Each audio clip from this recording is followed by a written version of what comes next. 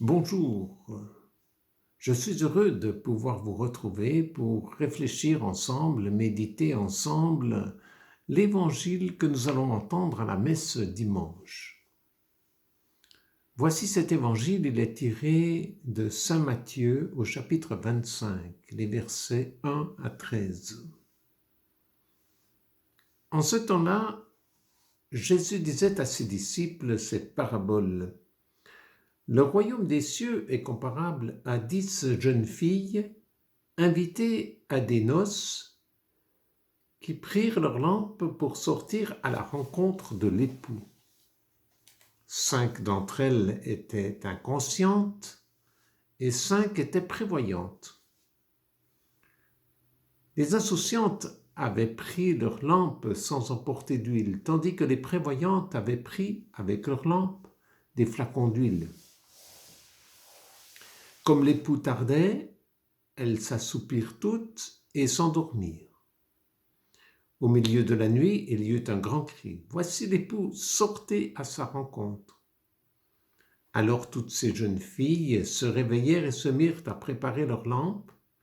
Les insouciantes demandèrent aux prévoyantes « Donnez-nous de votre huile, car nos lampes s'éteignent. » Les prévoyantes leur répondirent « Jamais cela ne suffira pour vous et pour nous. Allez plutôt chez les marchands, vous en achetez. » Pendant qu'elles allaient en acheter, l'époux arriva. Celles qui étaient prêtes entrèrent avec lui dans la salle des noces, et la porte fut fermée. Plus tard, les autres jeunes filles arrivèrent à leur tour et dirent « Seigneur, Seigneur, ouvre-nous !» Il leur répondit « Amen, je vous le dis, je ne vous connais pas. Veillez donc, car vous ne savez ni le jour ni l'heure. » Bien, chers amis, cette parabole n'est pas facile à interpréter. Elle est facile à comprendre, on peut comprendre facilement, mais elle n'est pas facile à interpréter. Qu'est-ce que Jésus veut nous dire?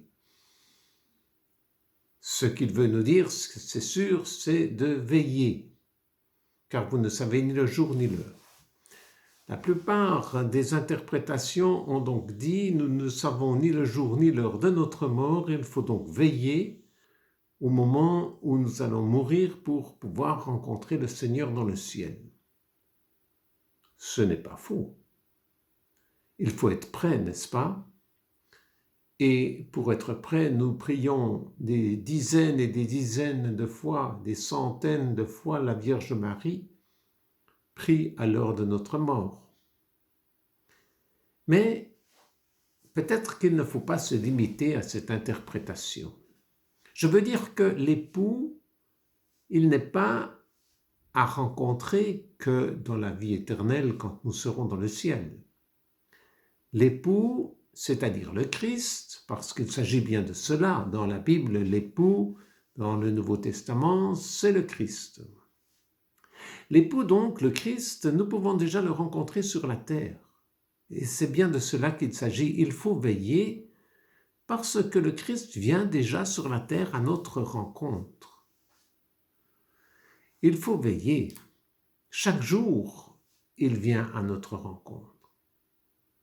Alors vous allez dire, oui, mais vous ne savez ni le jour ni l'heure. Oui, nous ne savons pas le jour et l'heure dans la journée où le Seigneur nous fait signe.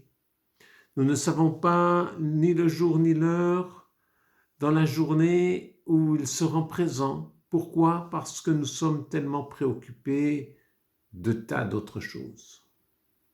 Nous avons des soucis, nous avons des bobos, nous avons toutes sortes de préoccupations qui fait qu'on oublie souvent que le Christ vient à notre rencontre chaque jour.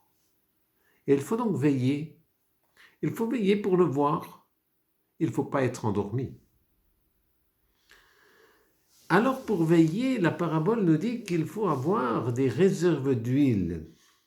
Effectivement, si nous n'avons pas d'huile, nous n'avons pas de lumière au temps de Jésus.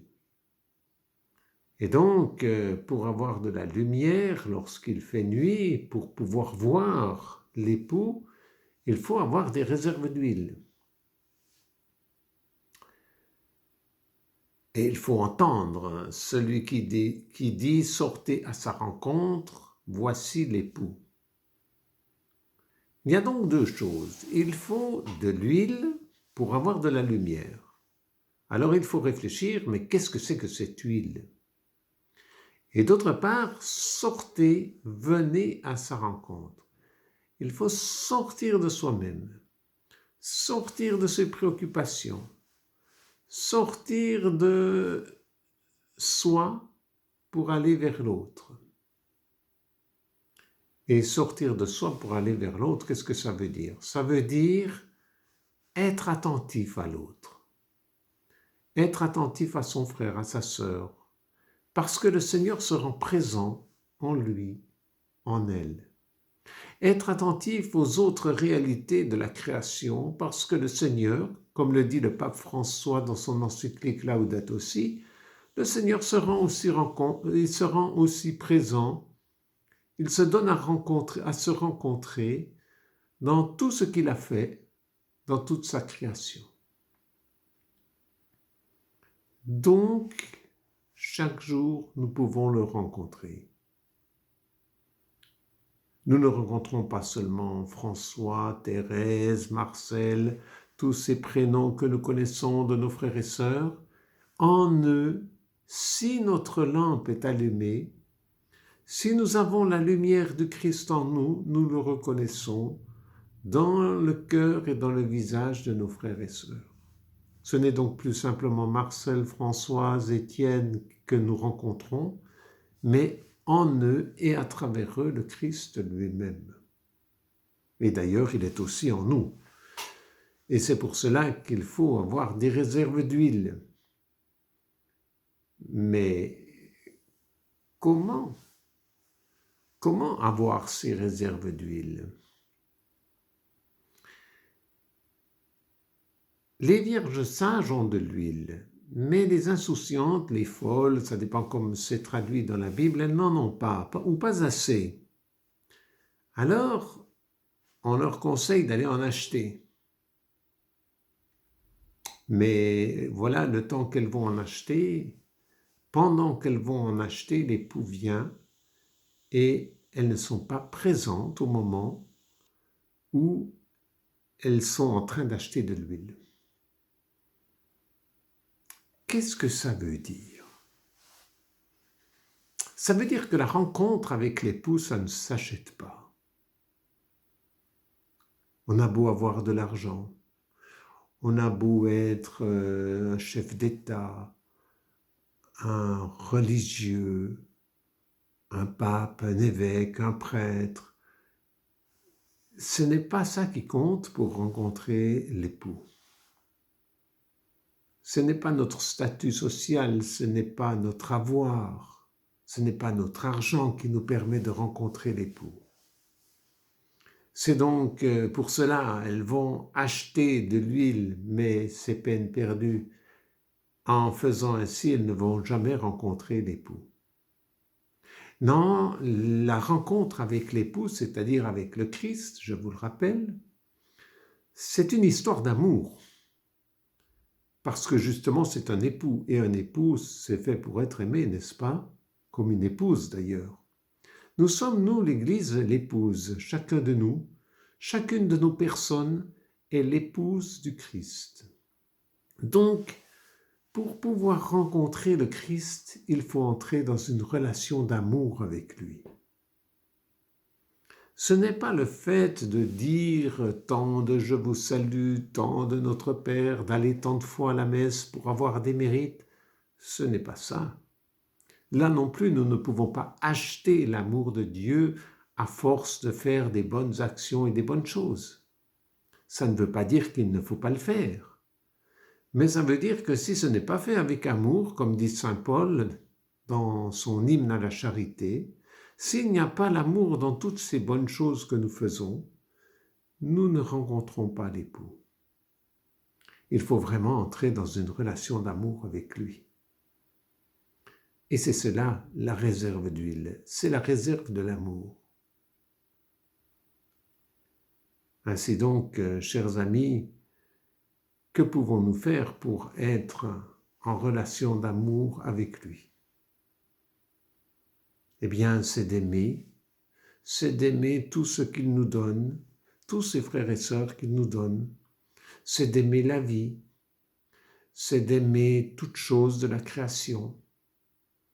Et pour aimer, vous allez dire, il ne s'agit pas simplement de dire « c'est merveilleux », mais il s'agit de se donner, de s'abandonner, d'offrir sa vie, c'est le sens de l'Eucharistie. Offrir sa vie, être tout donné, tout abandonné.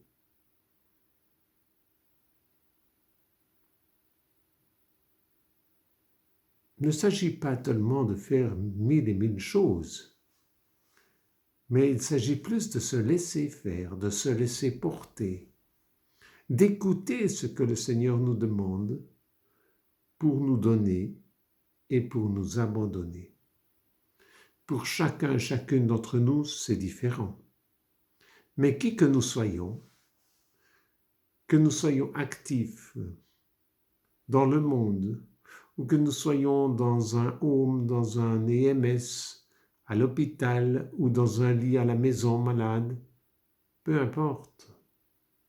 Si nous donnons notre vie, si nous abandonnons notre vie pour le Seigneur, alors nous allons veiller. Nos lampes seront allumées. Nous aurons des réserves d'huile parce que notre souci, c'est de l'aimer. Et de l'aimer très concrètement, en aimant nos frères et sœurs, en aimant toute la création, tout ce que Dieu nous donne.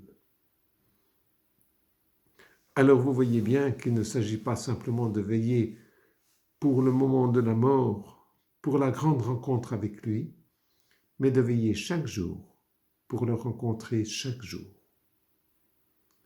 Eh bien, je vous souhaite vraiment d'aimer le Seigneur par-dessus tout et de le rencontrer chaque jour. À bientôt.